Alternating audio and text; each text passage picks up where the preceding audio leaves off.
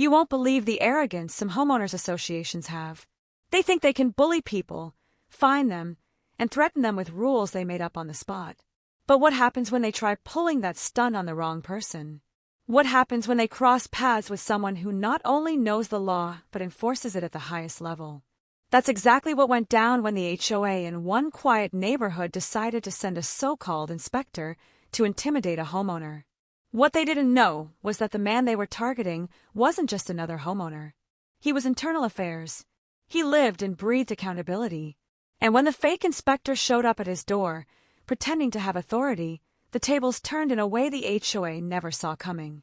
Instead of handing out fines, that so-called inspector ended up in handcuffs. Here's how it all began. The homeowner had been living peacefully for years. He paid his dues on time, kept his property in excellent condition, and never had issues with neighbors. But lately, the HOA had been under new leadership, people who wanted to squeeze money out of homeowners by issuing bogus violations and fines. They claimed it was all about protecting property values, but in reality, it was nothing more than a shakedown. The homeowner started noticing letters in his mailbox. First, it was a warning about his lawn, even though it was perfectly trimmed. Then it was about unauthorized structures, though nothing on his property had changed. It was clear that they were fishing for reasons to hit him with fines. He ignored the nonsense, thinking it would blow over. But the HOA didn't back down. One morning, he got a knock at the door. Standing outside was a man with a clipboard, a neon vest, and a badge clipped to his belt. He introduced himself as a property inspector sent by the HOA. He claimed he was conducting a mandatory inspection and needed access to the backyard. Right away, the homeowner's instincts kicked in. Something wasn't right. First, inspectors working for HOAs don't show up unannounced demanding access to private property. Second, the man's badge looked suspicious. It wasn't from any known agency or legitimate company. It was a cheap plastic card, printed with an official-sounding title, but no verifiable information. And third, his tone was aggressive. He spoke like he had authority, but his words didn't line up with any real regulations. The homeowner let him talk, nodding politely. But inside, he was already piecing it together.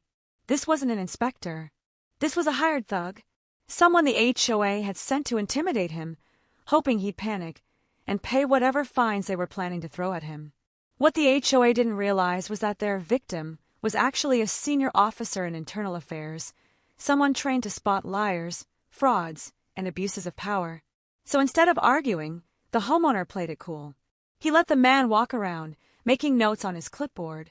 The so-called inspector pointed at random things, the fence, the shed, the gutters, and muttered about violations.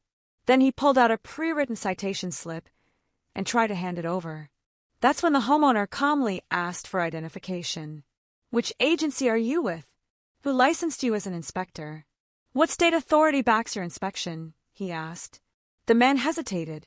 He repeated that he was authorized by the HOA. But that wasn't enough, and the homeowner knew it. At that moment, he decided to take it further.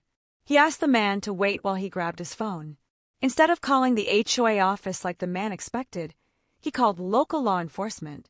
When the officer on the line heard the details, they immediately knew this wasn't standard procedure. A supposed inspector showing up with no credentials and demanding access? That raised all kinds of red flags. Within minutes, a patrol car was on the way. The fake inspector started getting nervous. He tried to leave, but the homeowner kept him engaged, asking more questions, casually blocking his exit. By the time the police arrived, the man's story had already started falling apart. And when the officers asked to see his badge and paperwork, it was game over. The so-called inspector was exposed for exactly what he was, a fraud. But the real shocker came next. The officers quickly learned that the man wasn't just faking his role, he had a history of impersonating officials. And now, thanks to internal affairs stepping in at the right time, he was caught red-handed.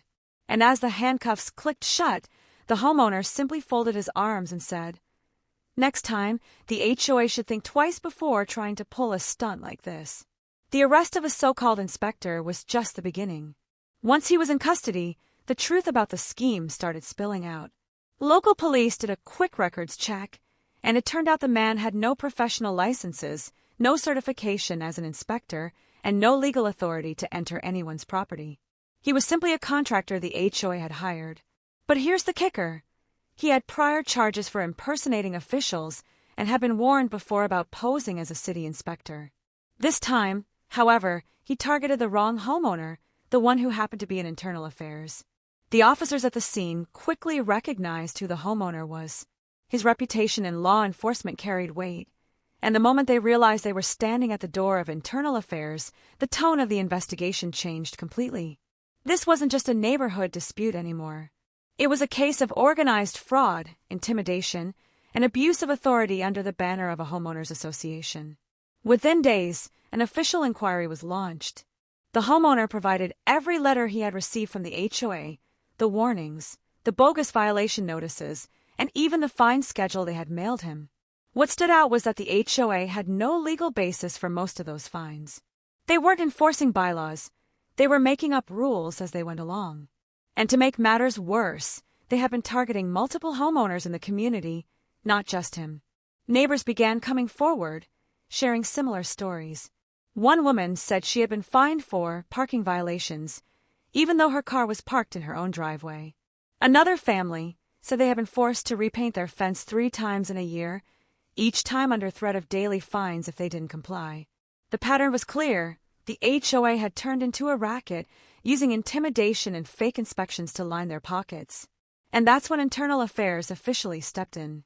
The homeowner was not about to let this slide. He documented everything and worked alongside local police investigators. He knew exactly how to dig into fraudulent practices, how to trace money, and how to uncover paper trails. Soon, it became evident that the HOA board had hired the so-called inspector precisely because he had a history of intimidation. They believed homeowners would be too scared to question him. They never anticipated that one of their targets would know the law inside and out. The investigation uncovered that the HOA board president had authorized payments to the fake inspector under the category of compliance services.